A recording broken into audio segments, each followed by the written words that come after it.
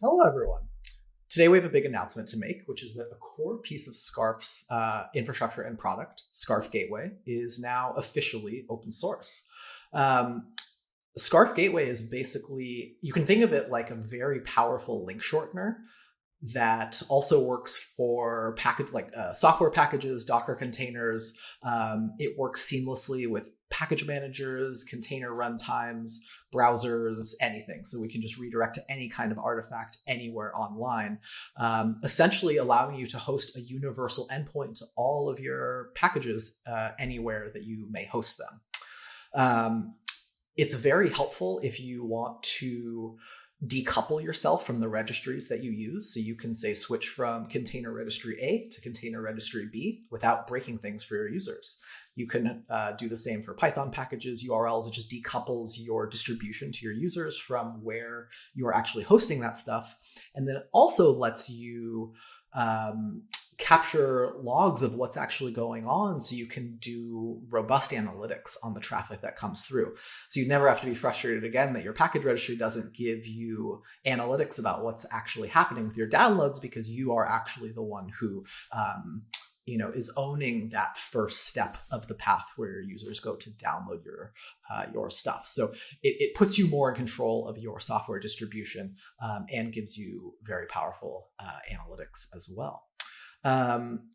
Let's see. The reason that this is, I should mention, the reason that this is different from just using, Bitly or just a general link shortener is that you cannot really easily put things like a Docker container behind Bitly.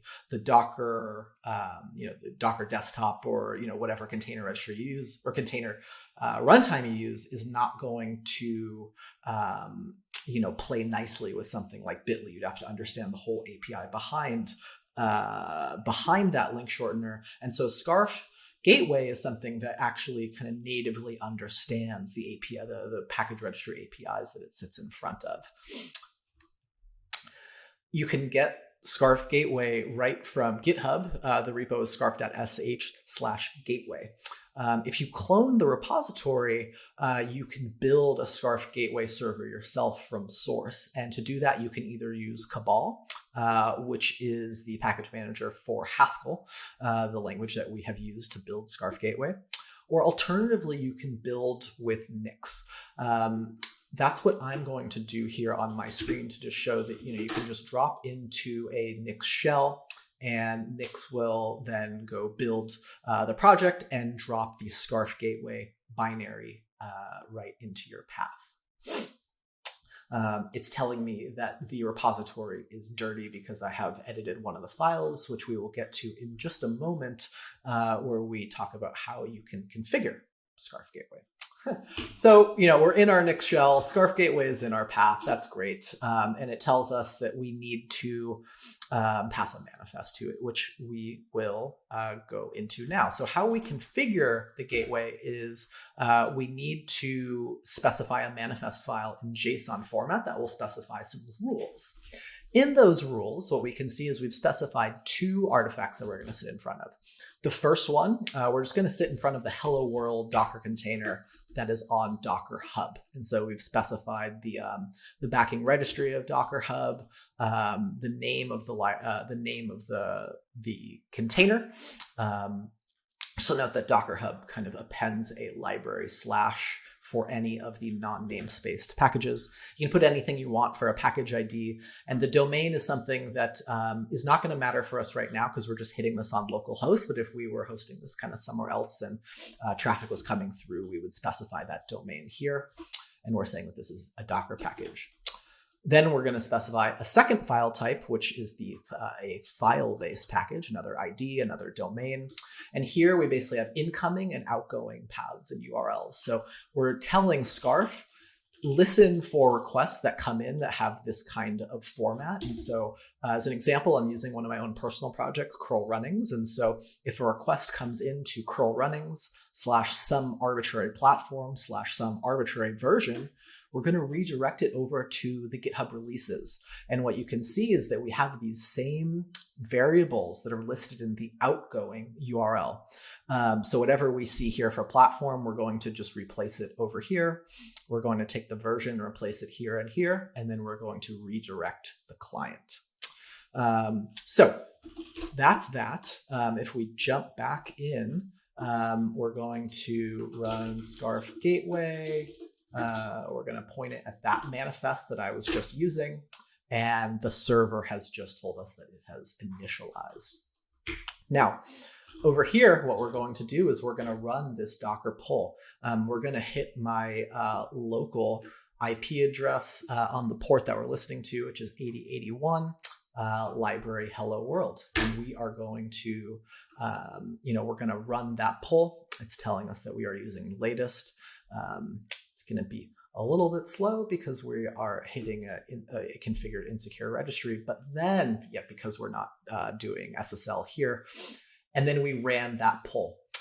So we downloaded this latest tag of the hello world container on Docker Hub via this local server.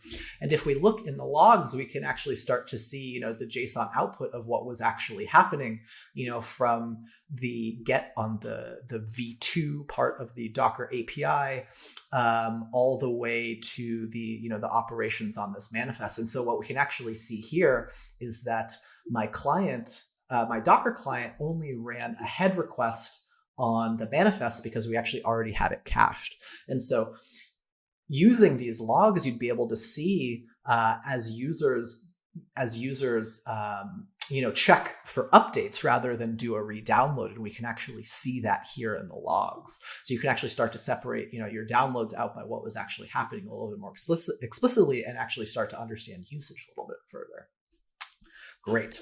Now let's try something again where we hit the file package that we had configured.